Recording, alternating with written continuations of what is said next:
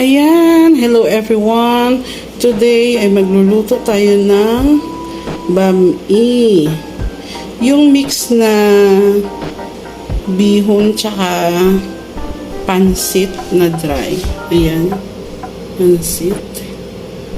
Ayan, kasi na-miss natin yung lutong Pinoy. So, gusto ko magluto nito. Ayan, may mga gulay tayo. May carrots tsaka bagu beans, tas may bell peppers, tas may yung onion natin tsaka garlic, tas yung head pala nung shrimp, nilalagay ko yan kasi pampalasa pa yan. And then meron tayong chicken liver, tas yung chicken breast na slice ko na.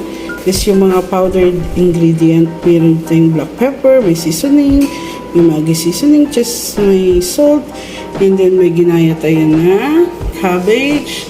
Ayan. Tsaka ito na yung parang sa tanghon bihon siya na may mix ko mamaya sa pansit. And then meron tayong oil, tsaka yung soy sauce. Dahil wala tayong Pinoy na soy sauce, ito na muna yung gagamitin natin. And then, ayan, may pre-prepared na ako na tubig. So, ayan na. Umpisa na natin, guys. Sana may matutunan kayo ngayong araw. Ayan, nagpainit na po tayo ng oil sa pot. So, kapag ako kasi nagluluto ng pansit, inuuna ko muna fina-fry yung gulay. So, mainit na yung ating oil. I-fry na natin yung ating gulay.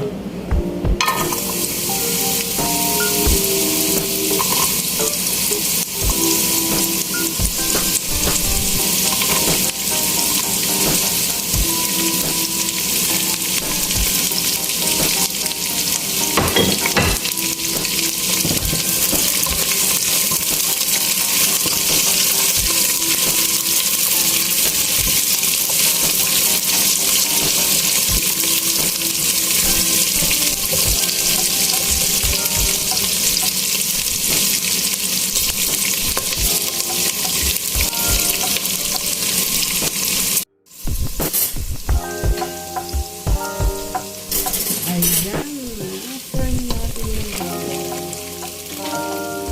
Tapos, lagyan natin yung ating cabbage.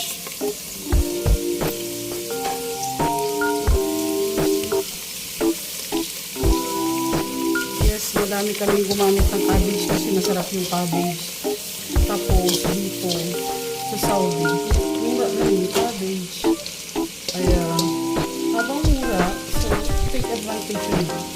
So, pag umuwi ka ng Pilipinas, hindi ka na basta-basta nakakabuli ng ganun. Unless na lang siguro kung sa Luzon na nakatira. Kasi kung sa amin kasi sa mga ganitong gulay.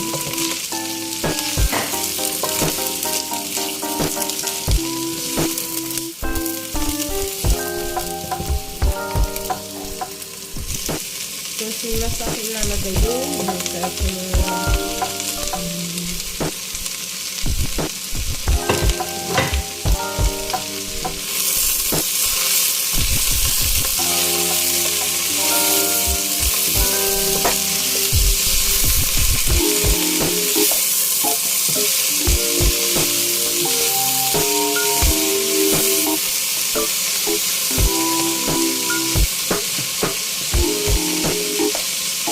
Lagyan natin ng konting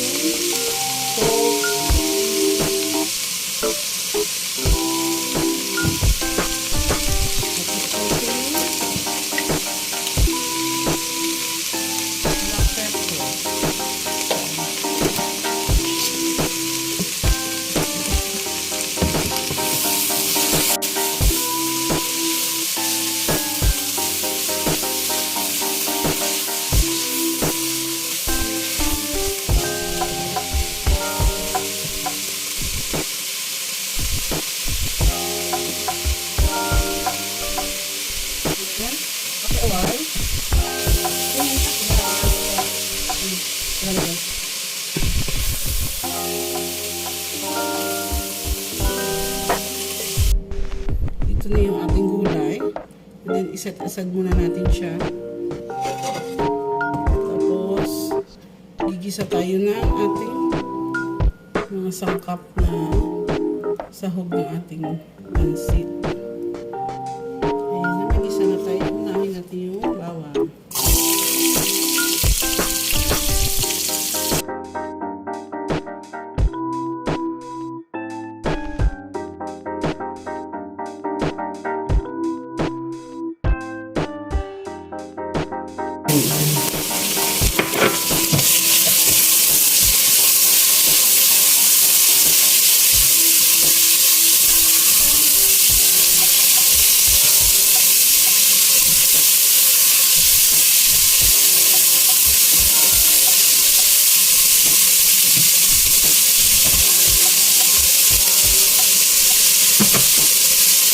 Ito natin Canton.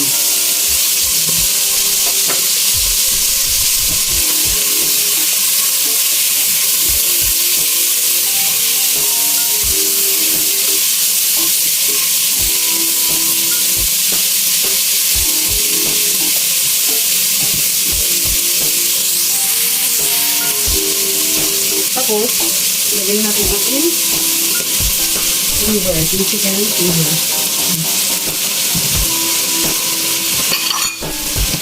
Yung iba, kapag naglalagay ng liver, nilalaga din naman nila yung sa tubig. Ako ayaw ko naman. Okay, yung lahat ng flavor ng atay, ng manok, yung ibang naman sa tubig, kasi kakapin yung tubig. Sayang yun. Landahan nilang pagka pag-minutes pa rin siya mag-minutes kasi malambot pa rin siya. Yan, i-simmer for like 5 minutes bago siya i-mix ulit. Ilagay na natin ito muna.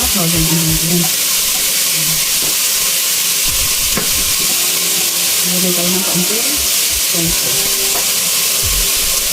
Siguro muna dalawang kusahan ko. Ilagay natin yung kaunti. Then, ihurog yung ito.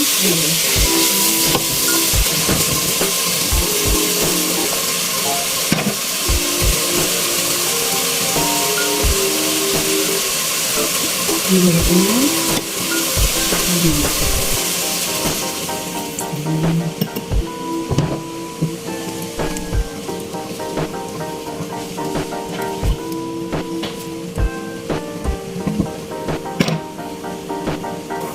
Ayan na. Ito na yung ating samuog. So, ilagay na natin. Natimpla ko na po siya. Tapos, dinagdagan ko lang yung konting salt. Tapos pepper kasi medyo ano yung lasa niya. So, kayo din. Depende sa panlasa niyo yan. Kayo mag-decide.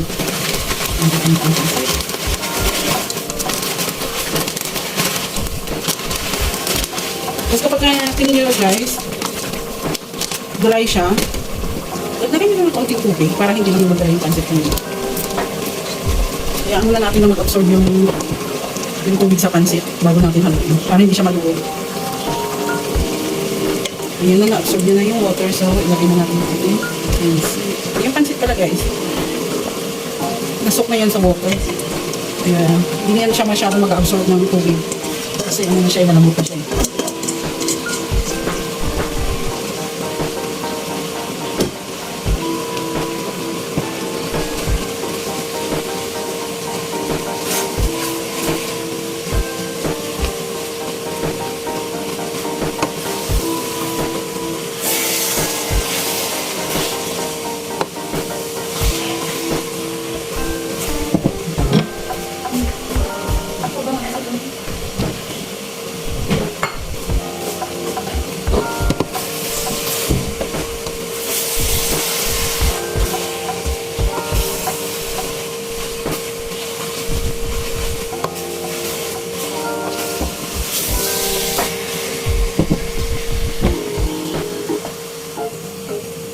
Ayan. Pagka ganyan na siya guys, ito na yan siya.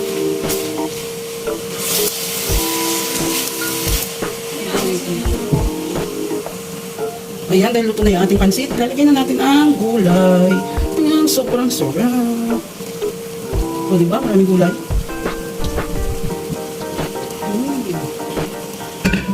Isang maluin na natin, konti, kasi ito din siya.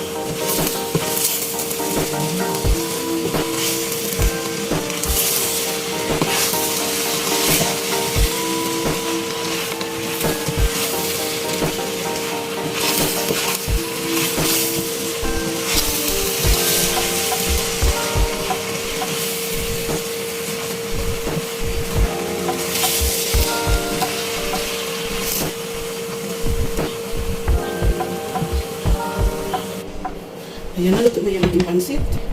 Ito. Yummy. Pansit, pampahaba ng buhay.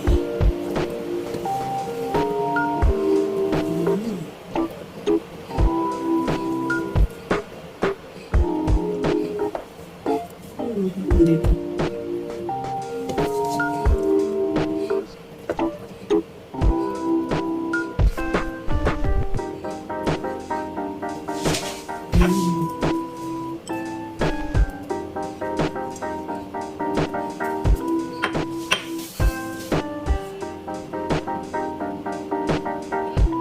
Ayan na ang ating pansit. Ayan. Diba? Super yummy.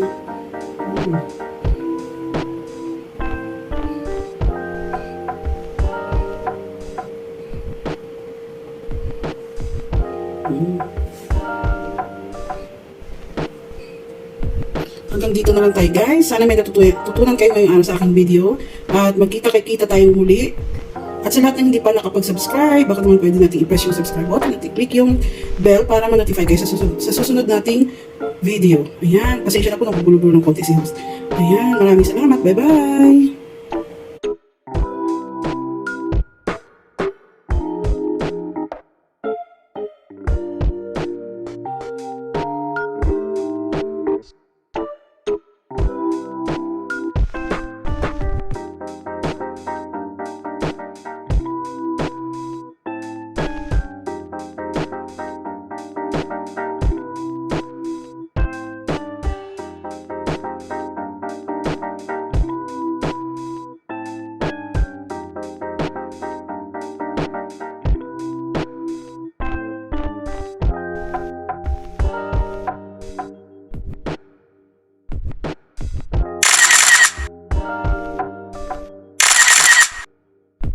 Wow!